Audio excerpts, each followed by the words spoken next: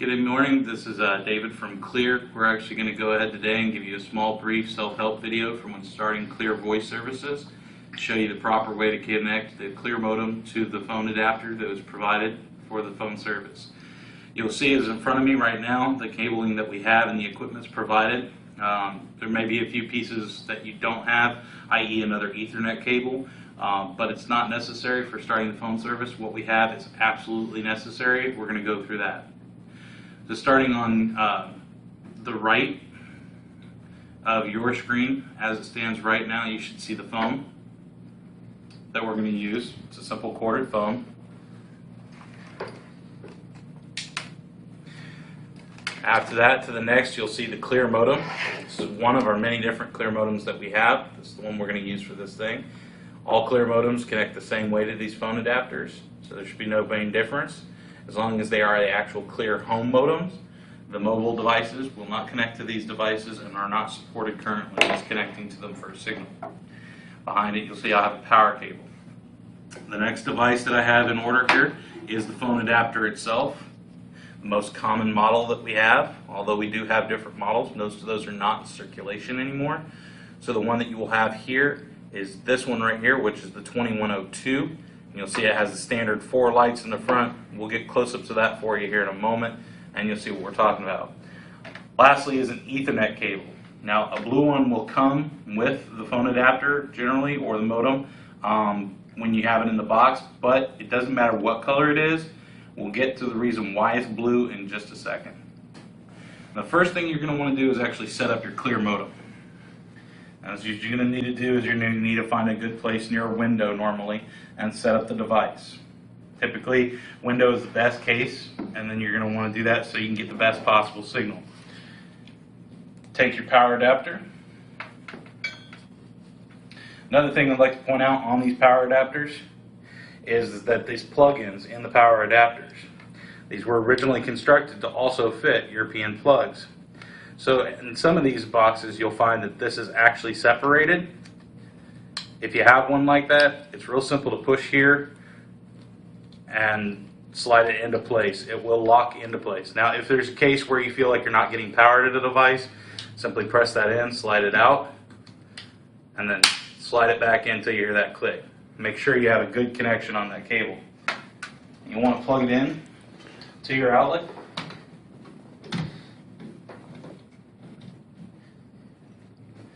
And then insert the other end into your modem. You look at the back of the modem, you're going to see multiple different connectors. What we're worried about is usually at the very bottom. You see it? It's a round circular plug with a extension inside of it. That's where this end is going to fit into. Just like that. Now, depending upon which model you have, your lights will either be in the front or across the top. This one, they're on the front. You're going to see how they go through a startup process. Eventually, usually starting with 5 solid lights, then the middle blinking and the other 2 solid, eventually scrolling, chasing each other like Christmas lights until you get solid lights. We're still at the middle blinking light, so this is going to take just a moment. You do want to wait until the modem has completed getting a signal before connecting the phone adapter. Okay, so we've got 5 solid lights. Move that over here for just a moment. Now the next part of this is going to be connecting the phone adapter. Now I know we were going to show you these. We get to this part. There's these 4 lights, our status lights. You'll notice the label on it says Linksys Cisco. That's who made the phone adapter. This may be in common with a router you have in your home, but the way to recognize the difference generally is the MAC address. The MAC address on this is going to be individually unique as opposed to any router that you have. So you can always verify that with us. The back of this adapter usually comes color-coded. You'll see a blue, yellow port, 2 green ports, and obviously the power connector on the opposite side. This is going to become very important, and also probably why I mentioned that we have a blue Ethernet cable. What we're going to do now is connect the Ethernet cable to the modem. You're going to take one end and go back to the modem again. And there at the top, you're going to find the Ethernet port. There. Get a nice click on that. Make sure it's solidly connected. You now have an Ethernet cable running to that port. Now let's take the opposite end. To the phone adapter, you're going to go into the blue port. The reason for this is you won't be able to see on this camera, most likely, but the word internet is written there. That might be a little confusing as far as way routers are typically connected. But the main purpose is that blue port is always the port closest to the power port on the back of the phone adapter. And it's there to receive the internet connection from this modem. It is important that that be the first connection made, because it needs the IP address directly from this modem in order to sufficiently get its update from our voice server. Now you want to unroll your power cable from your VoIP adapter. Same situation, usually comes with the detachable plug. Make sure it's securely fastened. Plug one end into the wall and take your other end and go right into the back, right next to that blue cable, just like that. Now you should start seeing these lights go through a scrolling process. The power light being the one that's blinking green right now. The next light being your internet light. Now the two are solid here except for the internet occasionally flashing. Boom. That third light that just came on, that is the phone 1 light. Unless this light is on and solid without a phone connected to this system, you do not have dial tone. You want to verify what these two lights are doing. If both of these two lights are solid and that light is still not on, you do not have a dial tone and you should call support. This fourth light should never be on. It's for phone 2. We'll get into that in just a moment. Now that you've confirmed you've got all 3 lights on the phone adapter, you should have dial tone. You want to take your phone. I mean, this is really based on what you have in your house. Cordless phones can work. We prefer for testing to always use a corded phone. So that's what we've got with us today. Again, we're going to go back to the back of this phone adapter. You'll notice the 2 green ports.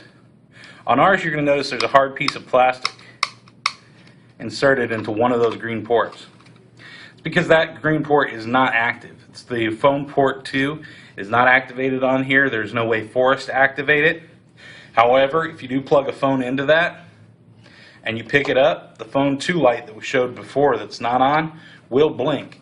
The device still can recognize activity on it, but it won't work with the system for our voice server. It's not configured correctly. So your phone needs to go into phone port 1, and that will always be the phone port on the opposite side from the power. So the furthest opposite side from the power, and then you just go in and click. Now you've got your phone connected. Now if you pick up your phone, you should hear a dial tone. I don't know if you can hear that from there, but you will have a dial tone. I don't have a speaker on this phone. So at this point, I do have a dial tone. I'm getting a busy signal right now because I've just held it up. And we have 3 solid lights on the front of the phone adapter. Again, when I pick this up as if I have a dial tone, you'll notice that that third light is blinking. This means that the line has been picked up off the hook. If you see that light blinking, that generally means the light is on the hook. Put the line back down, should go solid. If you see this and your phone is not off the hook, it likely means that the phone is being detected as off the hook, so something that's connected to it is that way. This generally happens if you're connecting through the internal wiring in your home, which is not supported, and you can contact support for further details about that. The last thing that we're going to go over real briefly is checking your voicemail. Now with our systems, we've recently had a migration done to our systems, and that has changed voicemail for a lot of people, caused a lot of issues that we've noticed. In order to try and help with that in the self-help video, we're going to explain. If you get a PIN reset done by any member of our support team, the first time after that PIN reset, you must check your voicemail from the phone that is directly connected to the phone adapter. Otherwise, it will not work and it will instantly lock the box. We need you to go pick up that phone, and on the touchtone keypad, press *98. You will get an option to please enter the PIN followed by the pound sign. If you've recently had a PIN reset done and it's been reset to default, that'll usually be 1, 2, 3, 4. You enter those 4 digits into your phone and press pound, and it should prompt you to reset your PIN. After such time you've accessed it, it will also ask you to create the PIN yourself that you want to use. Commonly, from this phone that's directly connected to the phone adapter, to check your voicemail, it's *98 from the handset, your PIN, followed by pound, and then you're into your voicemail box. Now, if you want to check your voicemail remotely, say you're away from home and you think you've gotten some important messages, there is a method by which to do this. So if it's to pull out a phone, say your cell phone, you'll dial your home phone number, wait for your voicemail recording, and press pound. Pound is the key on the phone that looks like the number sign. You'll want to press that at that time from your alternate phone, and it will ask you to enter your PIN, followed again by pound, and then give you access to your voicemail box. Again, the most secure way to ever check your voicemail is to go to the phone that's directly connected to the phone adapter and dial *98 and then PIN followed by pound. I want to thank you for taking time to review our self-help video today. We hope that this has helped you. If you have further questions, please don't hesitate to contact Clearwire Support.